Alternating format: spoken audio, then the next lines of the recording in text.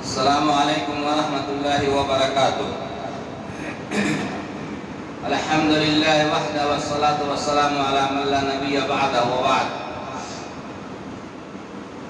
میرے دینی بھائیوں، بزرگوں، دوستوں اور عزیز بچوں، ہر قسم کی تعریف، پاکی اور بڑائی اللہ رب العالمین کے لیے لائق و سزاوار ہے، جو سارے جہاں کا خالق و مالک و رازق ہے۔ بے شمار درود و سلام نازل ہو تمام انبیاء کرام اور خصوصاً ہمارے آخری نبی احمد مجتبیٰ محمد مصطفیٰ صلی اللہ علیہ وسلم پر، جن کے ذریعے ہمیں سیدھا رستہ ملا، سچی ہدایت ملی، زندگی کا قانون ملا، اسلام کی روشنی ملی، جہالت کی تاریکی دور ہوئی۔ اللہ رب العالمین کا لاکھ لاکھ شکر و احسان ہے، جس نے ہمیں اسلام جیسی عظیم نعمت عطا فرمائی۔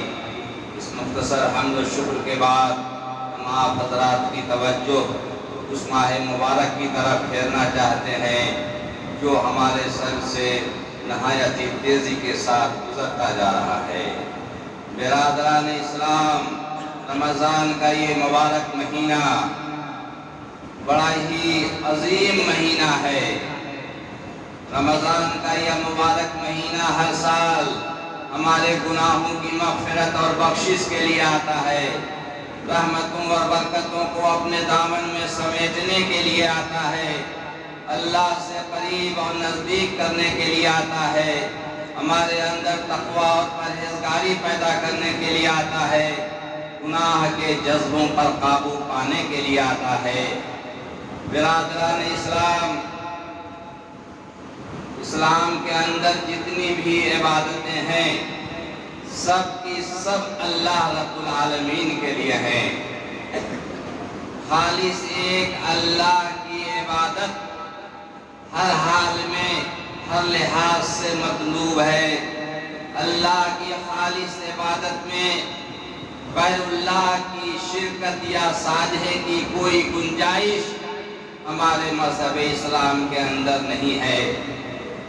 نماز، جسے راس العبادات کہا جاتا ہے، یعنی عبادتوں کا سر، عبادتوں کی جڑ، عبادتوں کا روٹ، عبادتوں کا بیس، عبادتوں کی بنیاد، عبادتوں کا آدھار نماز ہے۔ لیکن نماز کے متعلق بھی اللہ رب العالمین نے کہیں یہ نہیں فرمایا الصلاۃ لی وانا اجزی بہا، نماز میرے لیے ہے اور میں ہی اس کا بدلہ دوں گا، جبکہ نماز سراپا اللہ کے لیے ہے۔ زکوٰۃ بھی ایک عظیم عبادت ہے، لیکن زکوٰۃ کے سلسلے میں رب کریم نے کہیں یہ نہیں فرمایا الزکوٰۃ لی وانا اجزی بہا، زکوٰۃ میرے لیے ہے اور میں ہی اس کا بدلہ دوں گا۔ حج بھی ایک بڑی عبادت ہے، اور اللہ کے رسول صلی اللہ علیہ وسلم نے ارشاد فرمایا من حج فلم یرفث ولم یفسق رجع کیوم ولدتہ امہ، جو شخص اللہ کی رضا کے لیے حج کرے، اللہ کی خوشی کے لیے حج کرے، اور دوران حج بیوی سے ہم بستری یا جماع یا بری باتوں اور برے کاموں سے پرہیز کرے، تو وہ گناہوں سے ایسا پاک ہو کر لوٹتا ہے جیسا کہ ماں کے پیٹ سے اس دنیا میں بے گناہ آیا تھا۔ حج اتنی بڑی عبادت ہے، لیکن اس کے باوجود اللہ رب العالمین نے کہیں یہ نہیں فرمایا الحج لی وانا اجزی بہی، حج میرے لیے ہے اور میں ہی اس کا بدلہ دوں گا، جبکہ سراپا حج اللہ ہی کے لیے ہے۔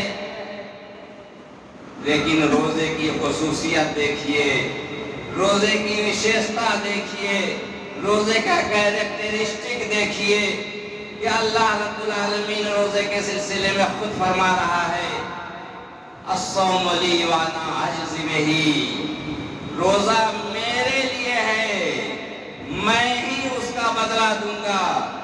روزے کے علاوہ کوئی عبادت نہیں جس کے بارے میں اللہ رب العالمین نے یہ فرمایا ہو کہ یہ میرے لیے ہے اور میں ہی اس کا بدلہ دوں گا۔ حالانکہ ساری عبادتیں اللہ ہی کے لیے ہیں اور ساری عبادتوں کا بدلہ دینے والا ہے اللہ ہی ہے، لیکن روزے کی یہ خصوصیت ہے کہ پروردگار عالم فرما رہا ہے الصوم لی وانا اجزی بہ، روزہ میرے لیے ہے اور میں ہی اس کا بدلہ دوں گا۔ برادران اسلام، اس سے ثابت ہوتا ہے کہ روزہ بہت بڑی عبادت ہے اور روزے کے اندر اللہ رب العالمین نے بے حساب اجر و ثواب پوشیدہ رکھا ہے، ظاہر نہیں کیا ہے۔ ہماری نیت اور ہمارے خلوص پر روزے کے اجر و ثواب کا انحصار ہے۔ ہماری نیت جتنی ہی پاکیزہ اور صاف ستھری ہوگی، ہماری نیتوں میں جتنا ہی زیادہ خلوص ہوگا، اتنا ہی زیادہ اللہ رب العالمین ہمیں ہمارے روزے پر اجر و ثواب سے نوازے گا انشاءاللہ۔ خلوص پیدا کیجئے، نیت کے اندر طہارت اور پاکیزگی پیدا کیجئے۔ خلوص کا مطلب یہ ہے کہ ہم کوئی بھی نیکی کریں تو اللہ کی رضا کے لیے کریں، اللہ کی خوشی کے لیے کریں، دنیاوی جاہ و مرتبہ یا دنیاوی اغراض و مقاصد کے حصول کے لیے نہ کریں، بلکہ محض اللہ رب العالمین کی رضا کے حصول کی خاطر کریں۔ اسی کا نام خلوص ہے، اور ہر عبادت میں، ہر نیکی میں خلوص مطلوب ہے۔ خلوص کے بغیر کوئی عبادت یا کوئی بھی نیکی عند اللہ قابل قبول نہیں ہے۔ لہذا اس عظیم عبادت روزے کے اندر بھی ہم اپنی نیت خالص رکھیں، اللہ کی رضا کے لیے اور اجر و ثواب کے لیے ہم روزہ رکھنے کی کوشش کریں۔ اللہ کے رسول صلی اللہ علیہ وسلم نے ارشاد فرمایا من صام رمضان ایمانا واحتسابا غفر له ما تقدم من ذنبه، جو شخص ایمان اور اجر و ثواب کی نیت سے روزے رکھے اس کے پچھلے گناہ بخش دیے جاتے ہیں۔ تو اس لیے ہم اپنی نیت کو خالص کریں، اس میں کسی قسم کا فطور یا کسی قسم کی خرابی نہ پیدا ہونے دیں۔ برادران اسلام، جہاں ہمارے روزے کے اندر بے شمار روحانی فائدے ہیں، وہیں بہت سارے جسمانی فائدے بھی ہیں۔ اللہ کے رسول صلی اللہ علیہ وسلم نے ارشاد فرمایا صوموا تصحوا، روزہ رکھو، صحت مند رہو گے، تندرست رہو گے، سوستھ رہو گے، ہیلدی رہو گے۔ یعنی ہمارا یہ روزہ ہماری صحت کی ضمانت ہے۔ برادران اسلام، اس حدیث کی روشنی میں آج کا سائنس یہ تحقیق پیش کرتا ہے کہ ہمارا یہ روزہ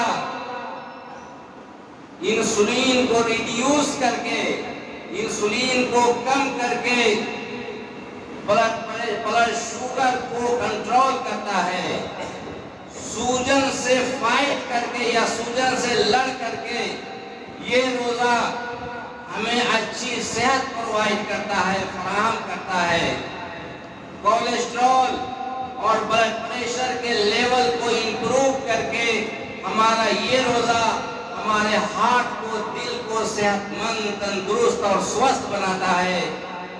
آج کا سائنس اس روزے پر ریسرچ کر کے یہ تحقیق پیش کرتا ہے کہ ہمارا یہ روزہ ہمارے دماغ کے فنکشن کو، ہمارے دماغ کی کارکردگی کو بڑھاتا ہے اور نیورو ڈس آرڈرز کو، یعنی نس کی بیماریوں کو دور کرتا ہے، اس کا خاتمہ کرتا ہے۔ ہمارا یہ روزہ جسم میں پائی جانے والی فضول چربی کو ختم کرتا ہے، ہٹاتا ہے اور پاچن شکتی کو بڑھاتا ہے۔ ہمارا یہ روزہ گروتھ ہارمون کے بہاؤ کو، سیلان کو، رو کو تیز کر دیتا ہے۔ ہمارا یہ روزہ عمر کو بڑھنے سے پریونٹ کرتا ہے، یعنی ہماری عمر کو تیزی سے بڑھنے نہیں دیتا۔ اور سب سے بڑی بات تو یہ ہے کہ ہمارا یہ روزہ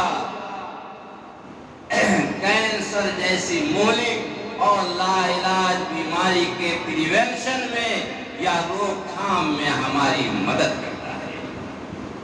بے شمار فائدے ہیں صحت کے پہلو سے بھی.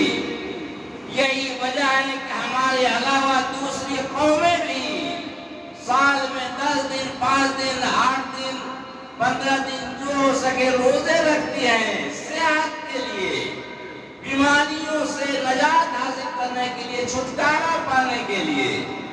اور ہم مسلمانوں یا ایمان والوں پر اللہ کی خاص رحمت ہے کہ ایک طرف بے حساب اجر و ثواب ہے اس روزے پر، دوسری طرف یہ روزہ ہماری صحت کی ضمانت دیتا ہے، سند دیتا ہے.